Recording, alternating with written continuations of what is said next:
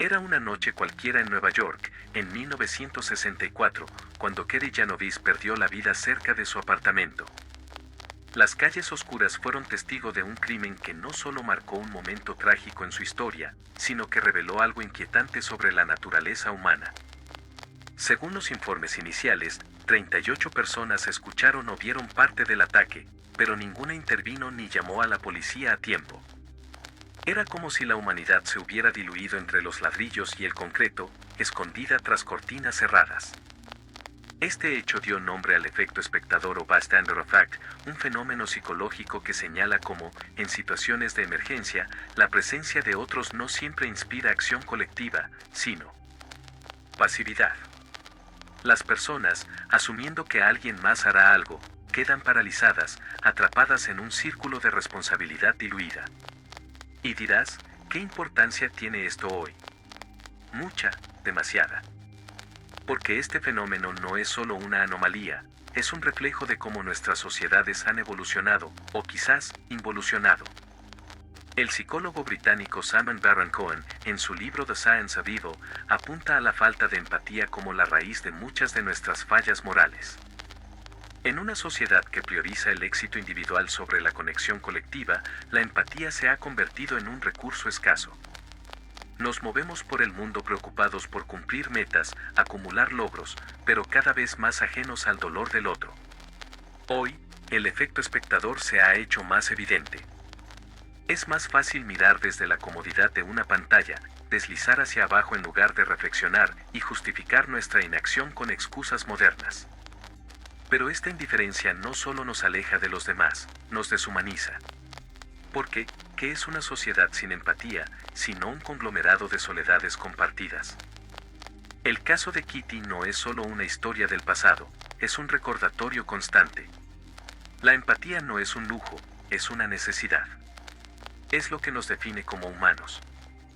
Si perdemos esa capacidad de actuar por el otro, de sentir con el otro, ¿qué queda? Una sociedad donde el silencio se convierte en cómplice y la indiferencia en norma. Hacia finales del siglo XX, algo profundo comenzó a cambiar en la manera en que nos relacionábamos con el mundo y con los demás. La empatía, ese delicado hilo que conecta nuestras emociones con las de otros, empezó a deshilacharse casi imperceptiblemente. ¿Qué ocurrió? ¿Cómo pasamos de ser comunidades solidarias a individuos aislados que, a menudo, miran hacia otro lado ante el dolor ajeno? Imagina por un momento a una sociedad que corre sin detenerse, obsesionada con alcanzar metas individuales, impulsada por una idea casi sacrosanta de éxito personal. Eso fue lo que ocurrió en las décadas de los 80 y 90, cuando el individualismo comenzó a reinar. En ese entonces, se nos dijo que mirar por uno mismo era virtud, que preocuparse por los demás era una distracción. El yo primero se convirtió en el mantra de una generación. ¿Lo has sentido? Esa desconexión en una gran ciudad, rodeado de miles de personas y, sin embargo, profundamente solo. Tal vez has visto a alguien en el metro, con la mirada perdida, enfrentando su propia batalla, mientras los demás siguen con su vida, pensando, alguien más se encargará. Este pensamiento, tan común hoy en día, es el eco de esa época. Los medios de comunicación, los videojuegos y la música de la época nos mostraban violencia como entretenimiento. Nos acostumbramos a ver el sufrimiento ajeno a través de una pantalla. Poco a poco, dejó de conmovernos. Tal vez tú también lo has sentido, esa frialdad cuando una noticia trágica aparece y simplemente cambias de canal o pasas al siguiente video. No es que no te importe, es que ya no sabes cómo reaccionar. Las ciudades crecieron, las comunidades tradicionales se fragmentaron, y con ellas, desaparecieron las reuniones familiares, los vecinos que se ayudaban mutuamente, las conversaciones cara a cara que daban calor humano a nuestra existencia. Hoy, vivimos en un mundo de conexiones rápidas, pero pocas veces profundas. Y cuando miramos alrededor, vemos el legado de esa desconexión. Las personas ya no confían en los demás, porque el cinismo se ha instalado como una barrera protectora. Ayudar se percibe como un riesgo, un gasto de energía que podrías dedicar a tus propias metas. Tal vez, incluso tú lo has pensado, ¿por qué debería preocuparme si nadie lo haría por mí? Este pensamiento no está exento de razón, pues en un mundo donde reina la apatía, ¿quién querría involucrarse en más problemas de los que ya enfrenta? Sin embargo, este es precisamente el punto al que nos han llevado las sociedades modernas y el aumento de la delincuencia. Los años 80 y 90 dejaron una huella imborrable en las generaciones posteriores, marcando un cambio de paradigma que moldeó las dinámicas sociales, amorosas, familiares y psicológicas de una manera profunda y a menudo dolorosa. La generación nacida después de los 80 creció en un entorno que priorizaba el éxito individual sobre el bienestar colectivo, donde la competencia era vista como la clave para alcanzar el reconocimiento y la felicidad. Este ambiente fomentó una mentalidad en la que se consideraba que solo quienes destacaban a nivel personal lograban la validación social. En este contexto, las relaciones personales comenzaron a perder su esencia. Las amistades, antes consideradas la base de la conexión emocional, se convirtieron en intercambios superficiales y transitorios. La gente no se rodeaba de amigos por afinidad o confianza, sino por el estatus que estos amigos representaban.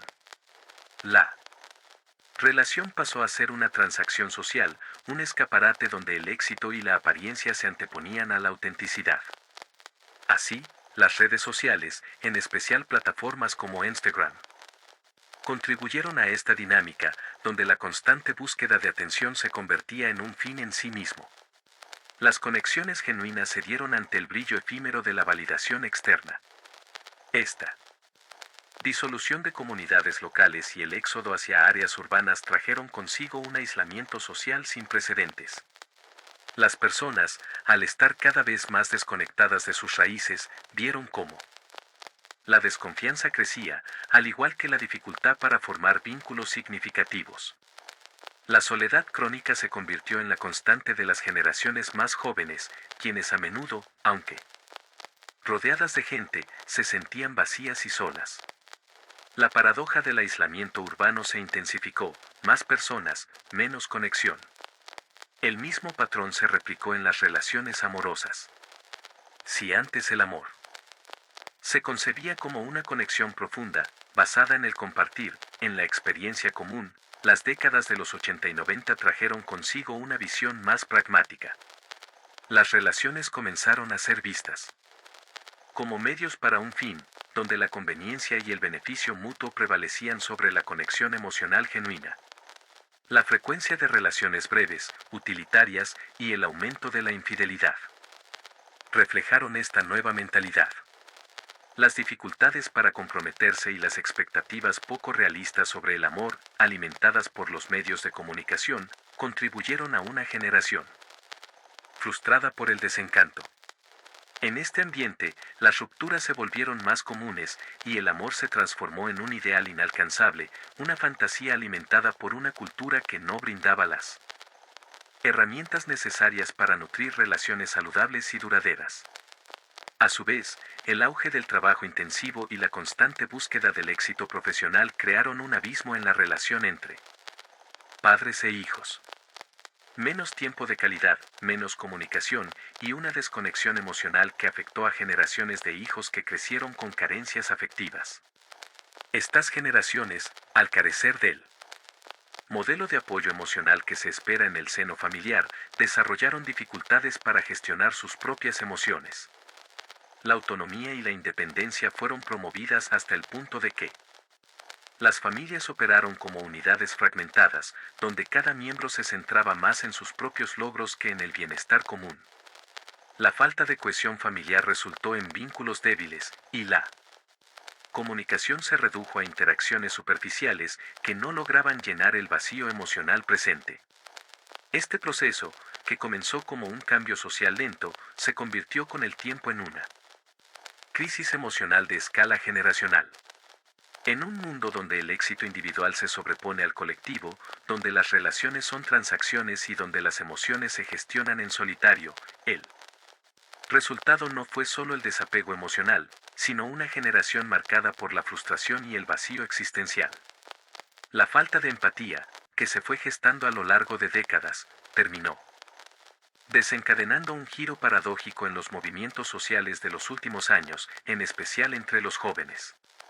En su afán de restaurar la equidad, la justicia y el respeto hacia los demás. Algunos de estos movimientos se vieron atrapados en una contradicción inherente, al intentar sanar las heridas del pasado, terminaron replicando los mismos patrones de intolerancia y desdén por aquellos que no compartían sus ideales. Esta disonancia se reflejó en una dinámica de nosotros contra ellos, donde el bien común se vio subyugado a la percepción de que solo una visión podía prevalecer.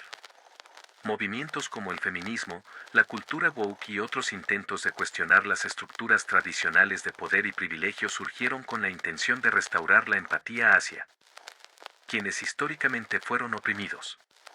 Sin embargo, como a menudo ocurre en la historia, el remedio a veces es tan dañino como la enfermedad.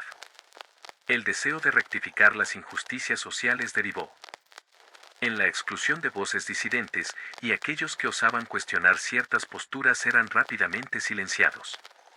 La paradoja de estos movimientos era evidente, en su intento por promover una sociedad más inclusiva y empática, se olvidaron de practicar esos mismos valores con aquellos que pensaban diferente. Un caso particularmente revelador ocurrió en México, donde un incidente en el metro mostró la faceta más cruda de esta falta de empatía. En un vagón exclusivo para mujeres, un hombre de la tercera edad subió al tren, probablemente sin ser consciente de la normativa que lo restringía. Al ser confrontado por una mujer, la reacción fue tan violenta y desproporcionada como injustificada.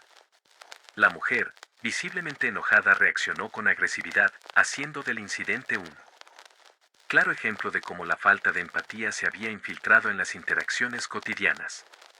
La mujer, al igual que la sociedad en su conjunto, se había dejado arrastrar por un ciclo de deshumanización, donde el otro, el distinto, se convierte en un enemigo, incluso cuando está indefenso o vulnerable. La ironía y la paradoja de la situación se hicieron evidentes cuando, poco después, un extranjero en la misma situación fue recibido de manera completamente distinta. Las pasajeras, al percatarse de que el hombre no era mexicano, lo trataron con cortesía, incluso elogiarlo por ser extranjero, y justificaron su presencia en el vagón como algo normal debido a su origen. Este contraste resalta la doble moral que, muchas veces, predomina en las interacciones sociales contemporáneas. En lugar de aplicar los mismos principios de empatía y respeto sin distinción, muchas personas tienden a ajustar sus comportamientos dependiendo de la conveniencia o la identidad del otro. Así, la empatía se convierte en una práctica selectiva que varía según la situación y los intereses personales. Esta inconsistencia refleja una profunda contradicción en las dinámicas sociales actuales, en las que se proclama la necesidad de ser inclusivos y respetuosos, pero al mismo tiempo se perpetúan actitudes de exclusión cuando los principios se ven desafiados. A menudo, los movimientos que abogan por el respeto y la empatía caen en el mismo ciclo. Los movimientos que abogan por el respeto y la empatía caen en el mismo ciclo de deshumanización que critican, silenciando a quienes no comparten sus puntos de vista y olvidando la esencia de lo que buscan lograr, un mundo más justo y compasivo. Esto revela que lo que realmente buscan es llenar una agenda, sintiendo que deben educar, mostrar y adoctrinar al mundo para que la aceptación llegue por arte de magia. A menudo, al enfrentarnos a estos temas, surge una pregunta fundamental: ¿realmente estamos cambiando o estamos simplemente retrocediendo? Existe un dicho que resuena en nuestra conciencia colectiva: quien no conoce su historia, está condenado a repetirla. Y la ironía de la situación es tan cruda como evidente. ¿De verdad estamos avanzando hacia un futuro mejor o simplemente estamos cayendo en los mismos errores, más disfrazados y más aceptados? El ser humano parece estar siempre en la búsqueda de algo más, un estado de ser inalcanzable, una utopía donde la paz reine y cada uno reciba apoyo, sin ser tratado con indiferencia.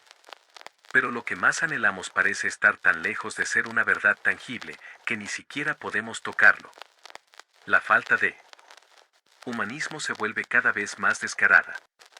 Vivimos en una era donde los creadores de contenido, las voces influyentes, nos dan consejos sobre cómo ser con los demás, sobre cómo manejar nuestras relaciones. Algunos recurren a pensadores como Maquiavelo, argumentando que la vida es solo un juego de poder, donde la mentira y la manipulación son aceptadas como herramientas para sobrevivir. El verdadero cambio, la auténtica revolución, parece ser sustituida por un vacío de ideas que solo refuerzan el egoísmo, la competitividad y el triunfo personal. Nos encontramos atrapados en un ciclo, donde el concepto de bien está distorsionado, reducido a una idea individualista de autointerés. El bien no es el bienestar colectivo, sino la defensa de mis gustos, mi forma de pensar, mis creencias, sin importar a quién pisemos en el camino. La ironía es que, aunque nos decimos progresistas, nuestra lucha parece estar motivada por un egoísmo crudo, el miedo de no ser parte de algo. La desesperación por encontrar respuestas en un mundo que, a menudo, no tiene las respuestas que buscamos. Lo que nos queda es el materialismo, ese vacío que llena nuestro corazón con el deseo de más, de ser vistos, de ser reconocidos, mientras que nuestras emociones se van vaciando poco a poco, cada vez más, en la indiferencia. Este miedo nos lleva a la apatía, una forma de protección. Frente a un mundo que se siente tan ajeno, tan distante, tan cruel. El mundo, por más que queramos vestirlo de frases motivacionales y pantallas brillantes, requiere más que eso para ser comprendido. La apatía se ha convertido en el camino claro para protegernos, un refugio ante la hostilidad y la incomodidad. Pero lo cierto es que proteger nuestras emociones y nuestra salud mental no será suficiente si nos desconectamos completamente de los demás, de las realidades que nos rodean. El problema no es solo que nos protejamos, sino que, en nuestro aislamiento, adoptamos ideas erróneas que se expanden con fuerza, construyendo una nueva tiranía. Nos convencen de que el sufrimiento ajeno no importa tanto como el nuestro, y esa distorsión, esa rotura, nos lleva a caer una vez más en los mismos patrones. La parodia de la sociedad cómoda que nos hacen creer que podemos alcanzar, en donde todo está resuelto, se desvanece tan rápidamente como llega, revelando que la verdadera lucha está en lo cotidiano, en la realidad cruda de estar vivos. El desafío no es solo sobrevivir, sino entender cómo seguir siendo humanos, cómo no perder la empatía en medio de tanto egoísmo disfrazado de progreso. La apatía, en este contexto, es solo una respuesta pasajera, un mecanismo de defensa que nos permite seguir adelante sin ser devorados por un mundo que nos consume. Pero el precio es alto. Mientras nos aferramos a nuestra seguridad emocional, nos olvidamos del dolor ajeno. Y en ese olvido, nos convertimos en prisioneros de nuestra propia deshumanización. Aunque el mundo no te recompense por tu buena voluntad, hay algo profundamente liberador en el acto de dar sin esperar nada a cambio.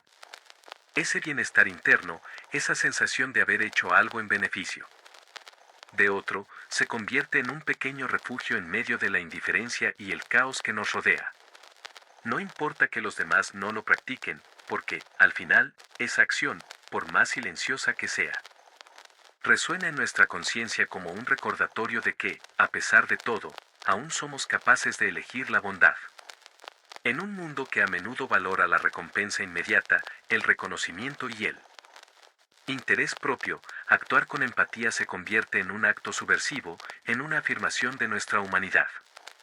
No necesitamos el aplauso de otros ni la validación externa para saber que hemos hecho lo correcto.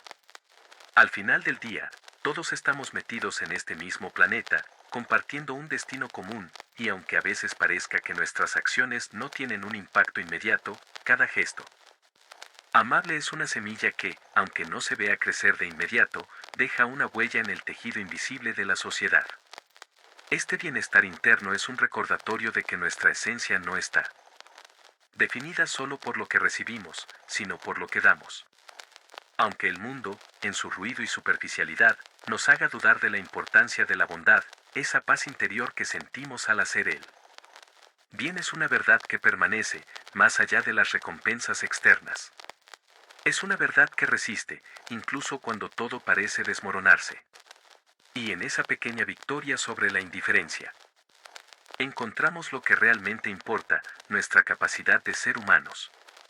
Para terminar, cito a Albert Schweitzer, filósofo, teólogo y médico alemán, quien decía, el bien que hagas, no lo dejes nunca de hacer, aunque el mundo no lo aprecie. Lo importante es que has hecho lo correcto, no lo que otros esperan que hagas.